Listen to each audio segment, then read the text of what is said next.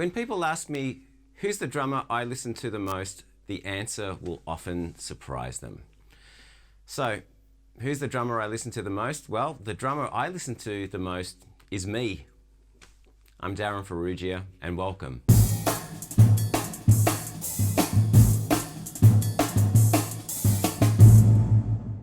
Now, I know the answer to that question might sound a little egotistical, a little narcissistic even, but actually what that means is that I spend a lot of time recording myself.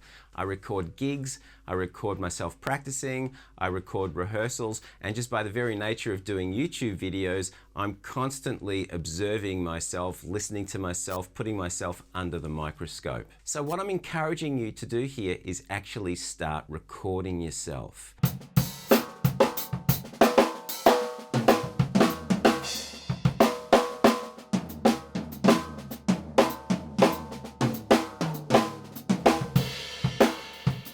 I want to throw a scenario at you.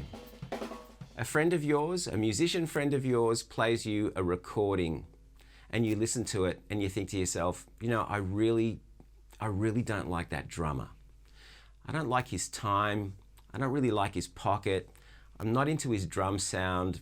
I find his fills a little cheesy, a little corny. I don't know that I could listen to this drummer.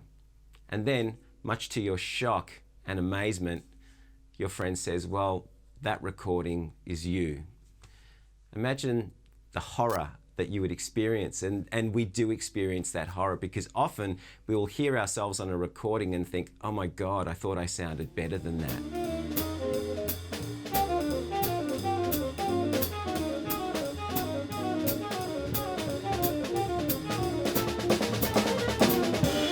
A little while ago, a student asked me this question. The student said, how do you know when you sound good? And that's a good question. We often rely on feedback from external sources, such as your teacher, other musicians, friends, family. And I'm not necessarily talking about compliments. I'm talking about sort of critical analysis, let's say.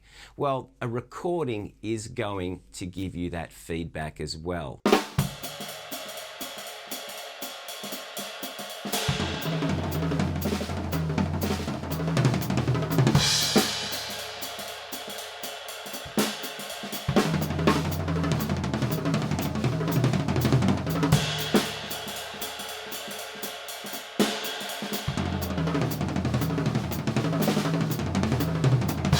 I'm smart enough and been around long enough to know what a good drummer sounds like. I've spent most of my life listening to who I consider to be the best drummers in the world. It could be Steve Gadd, Tony Williams, Vinnie Colaiuta, John Bonham, Elvin Jones, all of these legendary drummers. They sound great, so I know what a good drummer sounds like.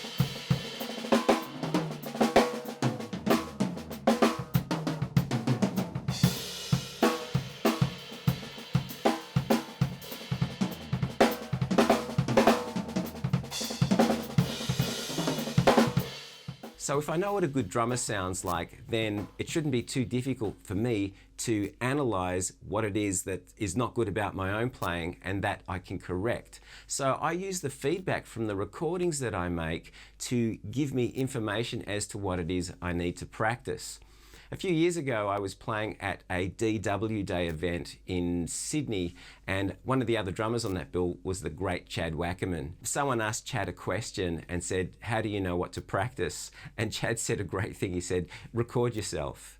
You'll find something to practice. And that's so true. See, by recording yourself, you become intimately aware of those things that you need to address in your playing. I know that for me, listening to the recordings over the years has exposed me to a lot of areas of my playing that need work. I mean, there's no point in practicing things that you're good at. I'm constantly looking for those things in my playing that need work, that need refinement.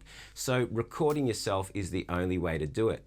I want you to imagine a scenario. You're about to go on a date. You're really super excited about this. So you have a shower, you have a shave, or you put on your makeup, you put on your favorite clothes, and you're about to go out of the house and not once did you look in a mirror to check on your appearance. And to me, that's what recording is. By recording myself, I'm constantly looking in that mirror, putting myself under that microscope. Have a think about other professions that do this. You know, when a chef is cooking, the chef is constantly tasting what it is that they're cooking to make little adjustments to that. Does it need more salt? Does it need more pepper? Does it need extra garlic? So they don't wait till the end result to taste the food. They're doing it constantly. Same with a painter. A painter is constantly looking at their painting, stepping back, making little adjustments. It's an ongoing process. So it's important for you to record yourself.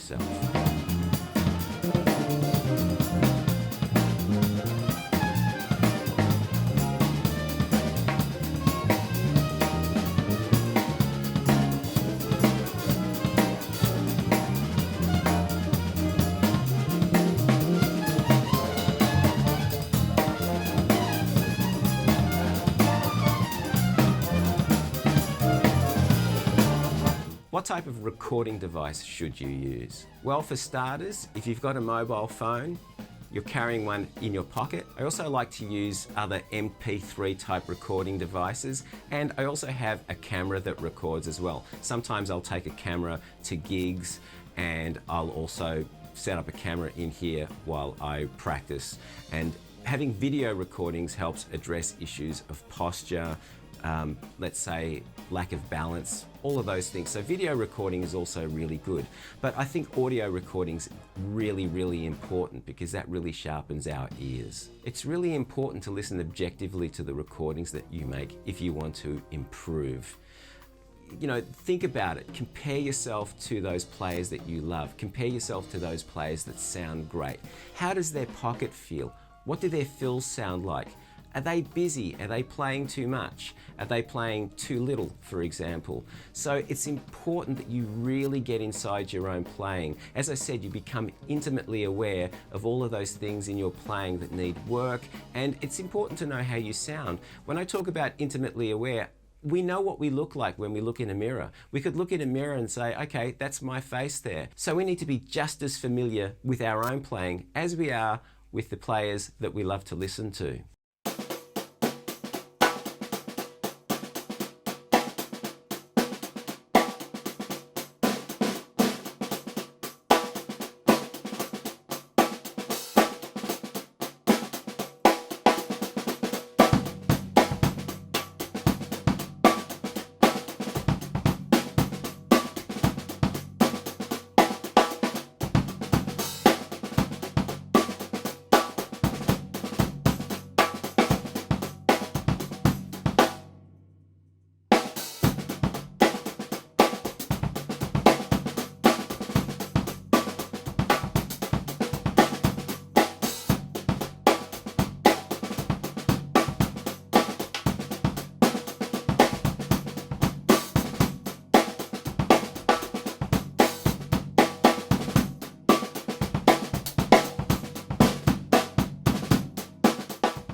It's important that you don't make the same mistake that I made sort of sometime in the 90s when I was recording myself and then taking notes on all of those things I needed to work on. Because what happened was I only wrote down the negative things, and that list became really long and actually almost unbearable for me to deal with because I just didn't know where to start. It's important that you make a column of all the positive aspects of your playing. Maybe you like the way you play a shuffle groove, or you like the sound of your drums, or there are certain fills that you like playing that you're really nailing. So it's important to keep a balance of those positive things because our brain is naturally going to gravitate towards those negative things if there are way too many of them. So try and get a balance of positive and negative. But as I said, be realistic, be objective.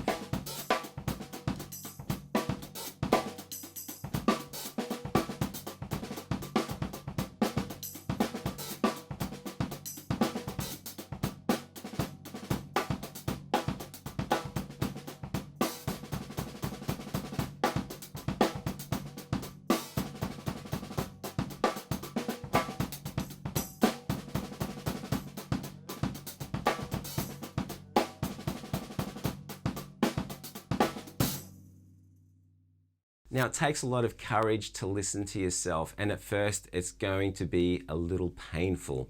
but just stay with it because it's the only way to improve. Another thing that I should say, the way that something feels to play might feel a little different when we listen back to it. I'll give you an example. Quite a number of years ago, I was doing a gig and having the time of my life. I thought I was playing great. I really did. I thought it felt great and I was just so happy with how it was. I couldn't wait to listen back to the recording. When I listened back to the recording the next day, it felt horrible. It was really pushy. The time was out of control. So it goes to show that the experience of playing something in that moment is very different to the experience of listening back to it. So that goes back to that question that the student asked me, how do you know when you sound good? If you practice a groove and it feels good to play, record it. If it feels good to listen back to, if it's in the pocket and it's got a nice sound, then we know that what we did in the practice room was correct. But remember that not everything that you play sounds as good as it feels to play in the moment that you're playing it. So again, you need to be objective.